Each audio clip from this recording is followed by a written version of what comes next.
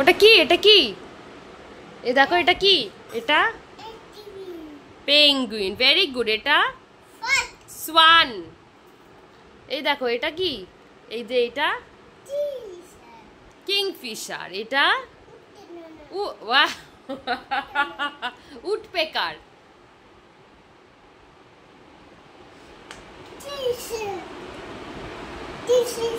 Kingfisher, woodpecker.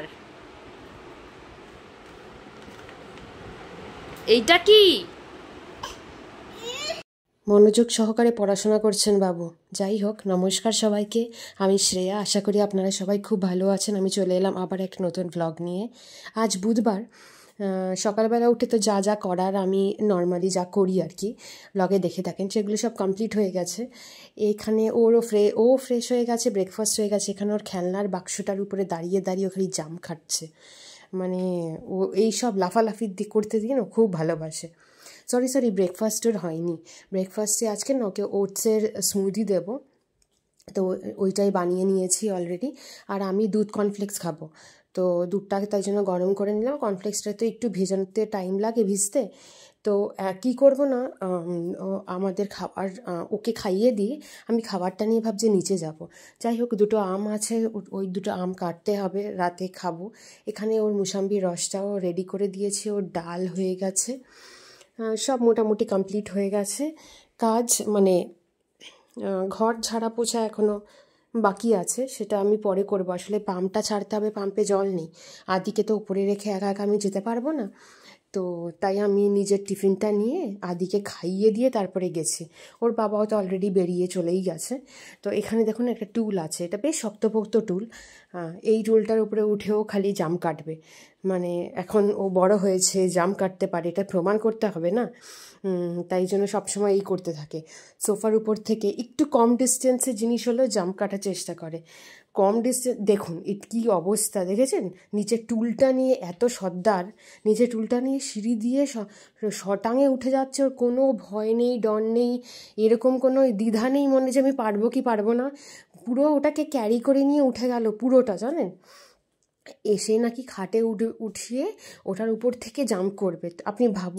আপনারা ভাবুন খাট থেকে যদি পড়ে যায় বাই চান্স, তখন কি হবে। এবার আমি জোর করে না ওই টুলটাকে সরিয়ে নিয়েছিলাম ওর থেকে। সেই কি কান্না, হাত পা ছুঁড়ে মাটিতে গড়াগড়ি খেয়ে কান্না। তা কাঁদলেই তো আর আমার ওটা দেওয়া যায় না, কারণ আমি ওর দিকে তাকিয়ে তো আমি বসে থাকতে পারবো না, আমার তো হাজারো একটা কাজ আছে। এবার ও যদি এরকম টাইপের খেলা খেলে, আমি তো আর কাজে যেতে পারবো না। বাই চান্স যদি কোনো অ্যাক্সিডেন্ট ঘটায়, বাড়িতে কেউ নেই। তো তাই জন্য আমি টুলটাকে একদম বাইরে বের করে দিয়ে দরজা আটকে দিয়ে ওকে করে রেখেছি। তারপরে এই বাসন টাসন ছিল, ব্রেকফাস্ট করেছি, তারপরে ডালিয়া বানিয়েছিলাম। ডালিয়া খিচুড়িটা আজকে ঢিলা ঢিলা হয়েছে, সেইগুলোই ধুয়ে পরিষ্কার করে নিলাম। গ্যাস ট্যাসও মুছে পরিষ্কার করে নিয়েছি। এবার তারপরে আদিকে না খাইয়ে দাইয়ে ঘুম পাড়িয়ে দিয়েছিলাম। তারপরে দইটা আমার প্রায় শেষ হয়েছে, দই পাততে হবে, তাই ভাবছি দুধটা একটু জাল দিয়ে রাখবো, পরে বিকেলবেলা আর কি দইটা পাতবো। আর অনেকগুলো কাপড় জামা কাচা হয়েছিল, তো মেশিন থেকে ওইগুলোই বার করে এবার মেলে ঠেলে দেবো। দুপুরের যে খাওয়া দাওয়ার বাসনগুলো সেগুলো আমি ধুয়ে এখানে উপুর করে রেখেছি, মানে জল ঠল ঝরে যাক, তারপর বিকালে যখন ঘুম থেকে উঠবো তখন একবারে ওটাকে মুছে তুলে দেবো। দেখুন না, কাপড় এখানেই মেলেছে। আপনারা অবাক হতে পারেন যে কাপড়গুলো আমি সব এখানে মেলি, কেন ছাদে কেন নিয়ে যাই না। কে ওপর নিচ বারবার করবে, আমার মানে আমার শরীরে আর দেয় না, সত্যি কথা আমি পারি না। তো এখানেই মেলে দিই, এখানেই ভালোই শুকিয়ে যায়, কোনো অসুবিধা হয় না আমার। তো এইখানে না, এই আমাদের টেবিলটার ওপরে না, যেটা মানে আমাদের বেডরুমের ওখানে টেবিলের ওপরে এইখানে অর্গানাইজার টাইপের ছিল, অর্গানাইজারটা এত নোংরা হয়েছে, হঠাৎ করে আজকে চোখ পড়েছে, তো জিনিসগুলো এত নোংরা হয়েছে, ভাবলাম যে দেখেছি যখন এরমভাবে তো ফেলে রাখা যায় না, ভালো করে ধুয়ে ওর ভিতরে যা যা জিনিস ছিল সেগুলো সব পরিষ্কার করে শুকিয়ে সেটাকে আবার জায়গা মতন রাখলাম। দুধটা ওখানে জাল দিয়ে দিয়েছে। আর ভর দুপুরে দেখুন না কি জোর বৃষ্টি আরম্ভ হয়েছে, মানে ঝমঝমিয়ে, বেশিক্ষণ কিন্তু হয়নি, কিন্তু যেইটুকু টাইম হয়েছে বেশ ঝমঝমিয়ে ভালো রকম বৃষ্টি হয়েছে, আকাশ একদম কালো করে এসছে। তা আদি তো ওখানে ঘুমাচ্ছে, তো ওয়েদারটাও একটু ঠান্ডা ঠান্ডা হয়ে যাবে, ভালোই হয়েছে।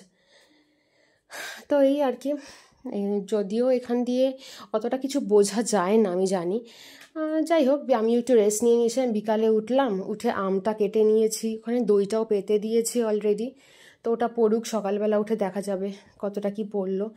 আর এখানে ইয়ে করছে, ডিমের ভুজিয়া চিজ দিয়ে যেটা বানাই ডালিয়ার সাথে খাওয়ার জন্য, সেটাও বানিয়ে নিয়েছি।